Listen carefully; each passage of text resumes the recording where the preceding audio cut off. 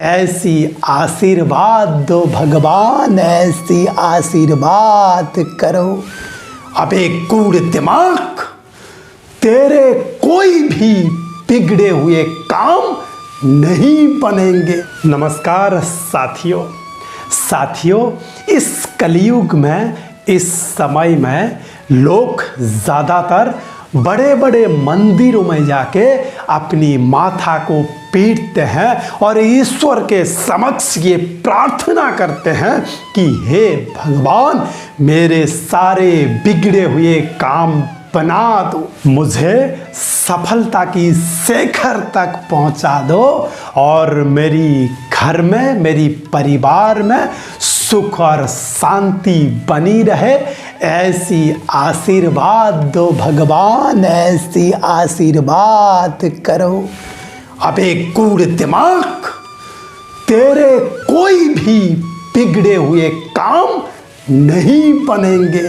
तू कभी भी सफल नहीं बन पाएगा, तू सफलता के शिखर तक नहीं पहुंच पाएगा और ना ही तेरे घर और परिवार में सुख शांति बनी रहेगी। तेरे हजारों बार मंदिर जाना और माथा पीटना बेकार है, क्योंकि तूने अभी भगवान की जो विधान है उसको नहीं जाना, भगवान को तूने नहीं पहचाना। मेरे दोस्त, बचपन में जब तुझे कंधे पर बैठाकर मेला दिखाया करते थे, तेरे जीवन को रोशनी देने के लिए जो अपनी जीवन को अंधकार में धकेल दिए हैं, तुझे भूखा ना रखने के लिए जिन्होंने रूखा सूखा भूखा रहकर अपनी जीवन गुजारा है, वही तेरा असली भगवान है। अबे तेरे भगवान तो तेरे घर में जीता जागता बैठा हुआ है, तू कहां जाके माथा पीट रहा है गुड़ दिमाग। ये तो सत्य है कि ईश्वर ने ही सारे सृष्टि को रचा है, ईश्वर ही हम सभी के स्वामी है। तेरे माँ बाप हो सकते हैं इस दुनिया के लिए एक तुच्छ इंसान हो सकते हैं वो एक आम इंसान हो, लेकिन मेरे भाई, मेरे बंधु, तेरे लिए वो भगवान के जीता जागता रूप है। तूने सृष्टि की रचयिता का पूजा तो कर ली, लेकिन अपनी माँ बाप की पूजा अगर नहीं की तो तेरे मंदिर जाना बेकार है, तेरी हर पूजा बेकार है, तेरी हर यज्ञ बेकार है, तेरी हर साधना बेकार है। अगर तूने माँ बाप की सेवा नहीं की तो तेरी जीवन बेकार है। माँ बाप की पूजा करना सीखो मेरे दोस्त। अगर तुमने माँ बाप की पूजा कर ली, उनके आशीर्वाद से, उनके मुंह से निकला हुआ एक एक लफ्ज 100% तेरे जीवन को रोशनी देंगे।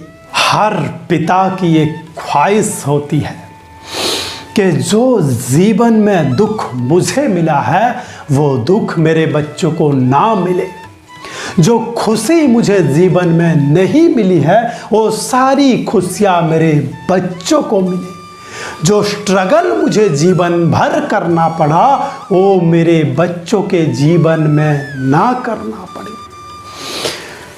एक पिता अपनी जीवन को मेहनत के कुएं में धकेल देता है, खुद को गधा बना लेता है और जीवन भर मेहनत करके अपने बच्चों को पढ़ा लिखा कर काबिल बनाते हैं। आज के समय में ज़्यादातर लोग कॉलेज लाइफ में ही अपनी लाइफ पार्टनर को चुन लेते हैं और उसके बाद शादी करके दिल्ली, मुंबई, कलकत्ता जैसे बड़े शहरों में बस जाते हैं।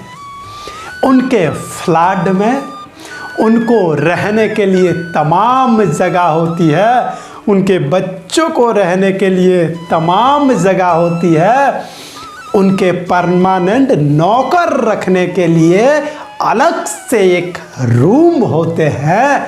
यहाँ तक कि उनकी डॉग यानी उनके कुत्ते पप्पी को रखने के लिए भी जगह होते हैं, परंतु माँ बाप को रखने के लिए कोई भी जगह नहीं होती। कुछ लोग ऐसे भी होते हैं कि माँ बाप के साथ एडजस्ट नहीं कर पाते हैं, क्योंकि अब वो साहब बन गए होते हैं। एडजस्ट करे तो करे भी कैसे? गांव के एक गवार इंसान के साथ बूढ़े माँ बाप के साथ रहना उनके लिए तौहीन है। दुखियारी माँ बाप पड़े रहते हैं गांव की उस घर में जिस घर में बरसात में पानी टपकता है।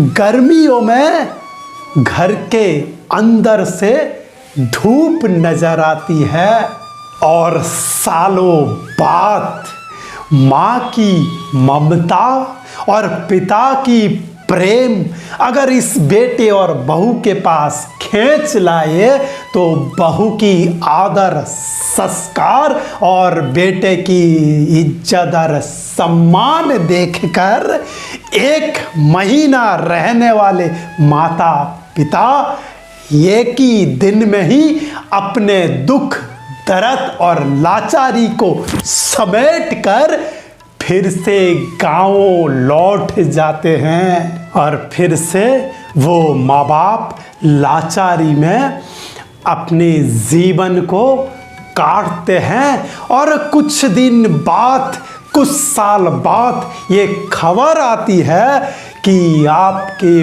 पिता और माता की देहांत हो गई। Chapter close. वाह रे समय की चक्र, वाह! वक्त को एक ऐसा जगह पर ले आके ठहरा देता है कि जो पिता जीवन भर मेहनत करके अपनी भविष्य को अंधकार में धकेल के एक बेटा को काबिल इंसान बनाता है और वही बेटा उसको पिता कहने में उसे शर्म आती है।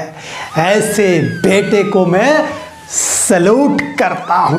अंत में यही कहूँगा, साहब अपने बेटे को, अपने बच्चों को इतना मत पढ़ा देना कि काबिल बनकर आपको बाप कहने में उसे पाप महसूस हो और आपको समाज में अपनी पिता का पहचान देने में उसकी दिल में हिचकिचाहट पैदा हो।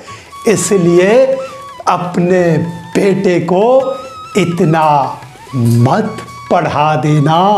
आपने इस वीडियो को देखने के लिए जो कीमती समय दिया उसके लिए बहुत बहुत शुक्रिया, धन्यवाद। जय हिंद।